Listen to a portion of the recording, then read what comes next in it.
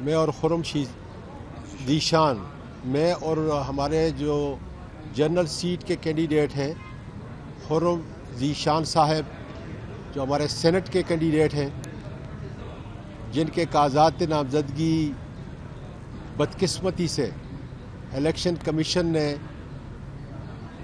اپنی روایات کو ہمارے خلاف قائم رکھتے ہوئے مسترد کیے، ان کی شدید مذمت کرتے ہیں، بلکہ پاکستان کا بچہ اس کی مذمت کرتا ہے کہ جو سینیٹر تمام بڑی کمیٹیوں میں اس نے قانونی پیچیدگیاں CCLC جیسی کمیٹی، ججز کو ہائی کورٹ اور سپریم کورٹ کے ججز کی کمیٹی جو اپوائنٹ کرتی ہے، اس کا ممبر ہیڈ ہونے کے الیکشن کمیشن جو ہے، الیکشن کمیشن کے ممبران کا تقرر جو کمیٹی کرتی ہے، چیف الیکشن کمیشن کا جو تقرر کرتا ہے اس کمیٹی کا ممبر، اس کے اگر کاغذات نامزدگی ٹیکنوکریٹ وہ نہیں ہے تو میں سمجھتا ہوں پھر سگریٹ بیچنے والے، گھی کا کاروبار کرنے، ناجائز کاروبار کرنے والے، زمینوں کا غیر قانونی سوسائٹیوں کا کاروبار کرنے والے، وہ پھر سینٹ کی زینت ہوں گے اور وہ عوام کے مسائل کو اجاگر کریں گے، وہ ایماندار ہوں گے۔ تو اس لحاظ سے مجھے ٹیکنوکریٹ کی سیٹ پہ بھی اور جنرل سیٹ کے اوپر بھی میرے کاغذات نامزدگی جو ہے مسترد کیے گئے۔ خرم ذیشان یوتھ کی پہچان ہے، پاکستان میں ابھرتا ہوا ستارہ ہے، عمران خان کے ہم دونوں سپاہی ہیں، اس قصور میں کہ ہم عمران خان کے ساتھ کھڑے ہیں، ہمارے کاغذات نامزدگی جو ہے مسترد ہوئے ہیں، لیکن انشاءاللہ ٹریبیونل سے ہمیں پوری امید ہے کہ قانون کے مطابق انشاءاللہ فیصلہ ہوگا اور دودھ کا دودھ اور پانی کا پانی ہوگا۔ ہم نے اپنی اپیلیں جو ہیں وہ فائل کر دی ہیں اور جیسے ٹریبیونل انشاءاللہ تعالی یہاں پہ بیٹھے گا، ہم اپنے وکلاء کے ساتھ قانون آئین کے مطابق اپنا مقدمہ پیش کریں گے اور انشاءاللہ تعالی جیت جو ہے وہ حق کی ہوگی۔ پاکستان کے جو موجودہ حالات ہیں ابھی دیکھ لیں، اس ڈگر تک پہنچ چکے ہیں، میں اس پہ زیادہ بحث نہیں کرنا چاہتا، اس لیے کہ صوبائی خود مختاری کے تحت چیف منسٹر علی امین گڈاپور، اس کی کابینہ اور اس کا اسپیکر اور اس کی پوری اسمبلی بااختیار ہے کہ گورنر نے خیبر پختونخوا کے اندر جو اجلاس بلایا ہے کیا وہ قانونی اور آئینی ہے۔ ایک قانون کے طالب علم کی حیثیت سے میں نہیں چاہتا کہ میں اس کے اوپر جو ہے کوئی بحث کروں، اس لیے کہ یہ میرے دائرہ اختیار سے تجاوز کر جائے گا، اور میرا خیال ہے کہ انہوں نے کابینہ کا اجلاس جو ہے بلا لیا ہے اور ظاہر ہے کہ مشاورت ہوگی، جو قانون دان ہیں، جو آئین کے روح رواں ہیں، اور اس کے بعد انشاءاللہ وہ فیصلہ کریں گے۔ چلیے یہ بتائیں، ایک تو موجودہ سیاسی صورتحال پر بتائیں کہ IMF سے قرض جو ہے نا ملنے کا امکان ہے، مزید مہنگائی آئے گی، شرائط سخت ہوں گے۔ دوسرا ہے کہ آپ پہلے بھی سینیٹر رہ چکے ہیں، اگر آپ اب اہل نہیں ہیں تو پہلے کس طرح اہل تھے؟ اگر پہلے اہل تھے تو اب کیوں نہ اہل ہیں؟ دراصل میں تو 19 سال سے ہوں، شاید ایک آدھ اور سینیٹر ہوگا جو مجھ سے زیادہ، جس طرح رضا ربانی شاید ہوگا اور ایک آدھ دوسرے ہوں گے، تو میں سب سے سینئر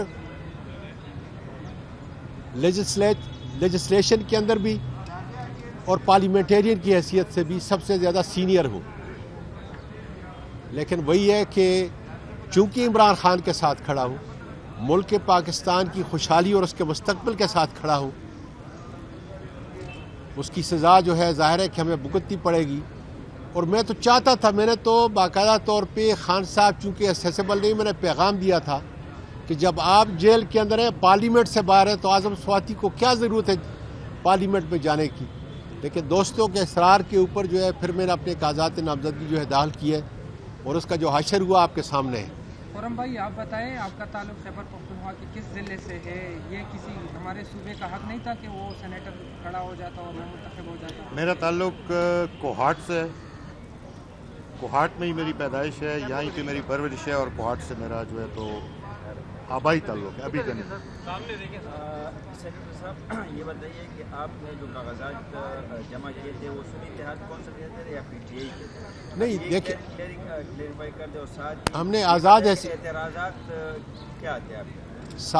सारे जो है वो जो KPK के अंदर खैबर पख्तूनख्वा के अंदर हमने कागजात PTI के उम्मीदवारों ने किए, आज़ाद हैसियत से किए। एक तो ये हो गया क्योंकि यहाँ पे सिंबल वगैरह का मसला नहीं है।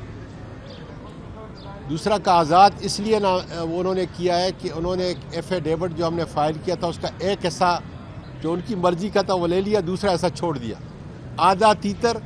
और आधा बटेर, तो इंशाल्लाह ताला वो खुद ब खुद उड़ जाएगा। दूसरा वो ये कहते हैं कि आप का जो वोकेशनल एक्सपीरियंस है वो काफ़ी नहीं है। जितने एक्ट मैंने बनाए वो पास किए, पार्लिमानी उमूर का वज़ीर 75-76 साल पाकिस्तान की उम्र में 30 या 40 आदमी रहे हैं। मुझे अपनी सताइश नहीं करनी चाहिए, लेकिन सबसे पढ़ा लिखा प्रोफेशनल जिसके पास डॉक्टर ऑफ जूरिस्प्रूडेंस अमेरिका की डिग्री है, LLM के सारे कोर्सेज मैंने पास किए हैं, LLB के अंदर जो है मैं गोल्ड मेडलिस्ट हूँ और उस वक़्त से हूँ कि और फिर ये सुप्रीम कोर्ट के और हाई कोर्ट के जितने भी जजेस तकरीबन इस वक्त मौजूद हैं उनका मैंने इंटरव्यू लिया है। उसी पार्लिमानी जो हमारा पार्लियामेंट्री हमारी कमेटी होती है नेशनल असम्बली और सेनेट के ऊपर, उसका मैं मेंबर और चेयरमैन रहा हूँ। मेरे लास्ट साइन है जिसकी वजह से बहुत सारे हाई कोर्ट के जजेस और सुप्रीम कोर्ट के जजेस जो है वो अपॉइंट होते हैं, अपॉइंटिंग अथॉरिटी हूँ। और उसके बाद भी अगर वो कहते हैं कि मैं टेक्नोक्रेट नहीं हूँ तो मैं समझता हूँ कि फिर ये इलेक्शन इफ्तिदाल और बेवकूफ़ी है जिसको आया इंशाल्लाह ताला पाकिस्तान का मीडिया वक्त के साथ कि कितना बड़ा जुल्म हो रहा है, इखलाकी जुल्म हो रहा है। इमरान खान और उनकी अहलिया बुशरा बीबी पे जितने मजालम ढाए गए,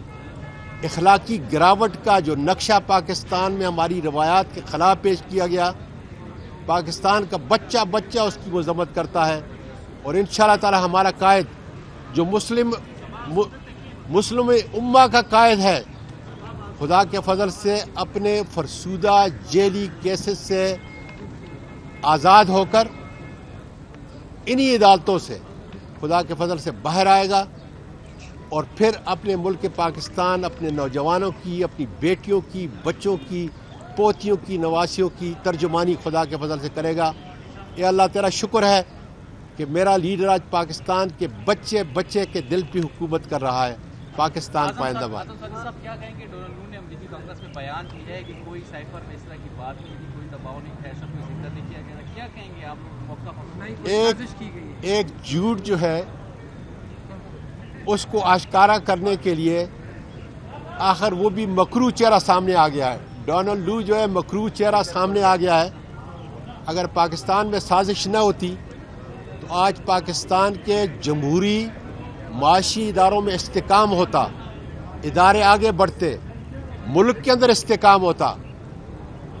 और सारे इदारे अपने दायरे अख्तियार के अंदर जो है काम करते।